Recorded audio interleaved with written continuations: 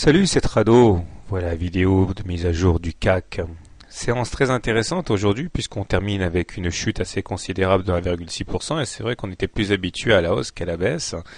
Et la journée eh bien, se traduit quand même par des changements assez notables sur le graphe. Tout d'abord, en terminologie de chandelier japonais, nous avons ici un avalement baissier. C'est-à-dire que le corps de la bougie précédente est avalé par la bougie d'aujourd'hui. C'est un signe qui est donc très baissier, qui mérite d'être confirmé demain, mais quand même. D'autant qu'il fait en sorte que les cours sont en train se sont extraits de la fourchette d'Andrews orange ici, donc que je vais immédiatement enlever pour plus de clarté.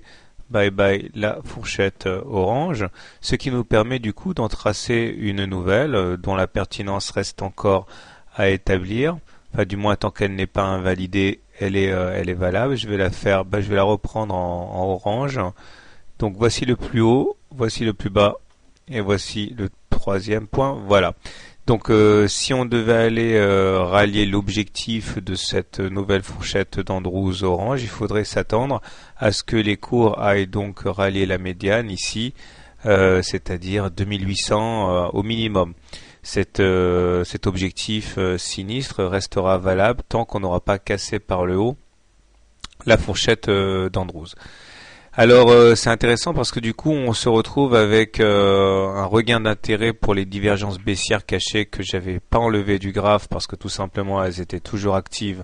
C'est-à-dire qu'on a effectué des plus hauts sur les indicateurs, par exemple entre le 2 septembre et le 17 octobre, alors qu'on n'a pas eu des hauts équivalents sur les cours.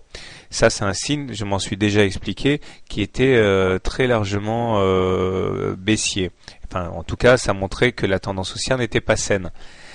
Nous avons également, depuis le début, l'absence de retour sous forme de pullback sur la M20. Ça faisait quand même un moment qu'on s'était extrait de par le haut de cette M20 et on n'était pas venu retester cette M20. Et j'avais dit à plusieurs reprises que la loi du retour à la moyenne est une loi des reins et c'est vrai qu'à un moment ou à un autre, on retourne sur la M20. On peut pas monter comme ça de manière parabolique.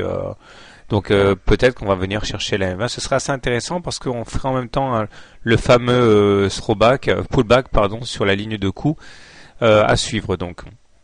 Sinon, les indicateurs techniques ne sont pas si mal orientés malgré la divergence baissière, c'est-à-dire que le MACD est toujours positif au-dessus de son signal, le stochastique a croisé son signal mais est toujours en zone de surachat puisqu'on est supérieur à 80, et le momentum, bien que décroissant, demeure positif. Donc pour l'instant, pas de panique pour les haussiers puisqu'on est au-dessus d'une M20 croissante, ce qui signifie qu'on est en tendance haussière, mais on peut avoir comme ça une consolidation suite à quand même une hausse assez impressionnante qui nous a fait passer de 2800 à 3200. Un petit coup de Fibo, ça peut servir pour mesurer l'amplitude des baisses à prévoir.